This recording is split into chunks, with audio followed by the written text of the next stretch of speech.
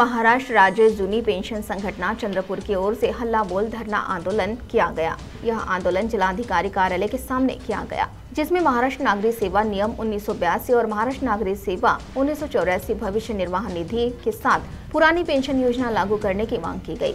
तो आइए सुनते इस संदर्भ में आंदोलनकर्ता ने जानकारी देते हुए क्या कहा। महाराष्ट्र राज्य जुनी पेंशन संघटना जिल्हा शाखा चंद्रपूर तर्फे आज या ठिकाणी हल्लाबोल धरणे आंदोलनाचं आयोजन केलेलं आहे। गेल्या 9 वर्षापासून महाराष्ट्र राज्य जुनी पेंशन संघटना जुनी पेंशन या एकमेव मागणीसाठी विविध प्रकारचे आंदोलन करत आहे।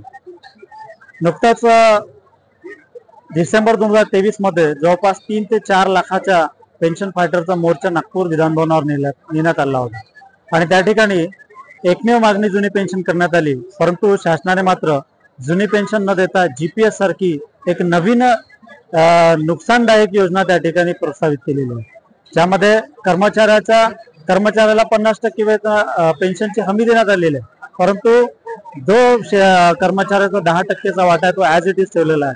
आणि अशा प्रकारच्या नवनवीन एनपीएस झालं, डीसीपीएस झालं आणि आता जीपीएस अशा विविध प्रकारच्या धोकादायक योजना ज्या आमच्या नवीन 2005 नंतर लागलेल्या कर्मचाऱ्यांसाठी फायद्याच्या नाही आहेत, अशा योजना शासन आणू पाहत आहेत।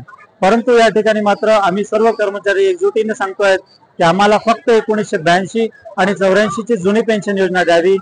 आम्हाला नको डीसीपीएस, आम्हाला नको एनपीएस, आम्हाला नको जीपीएस, फक्त आम्हाला ओपीएस द्यावी।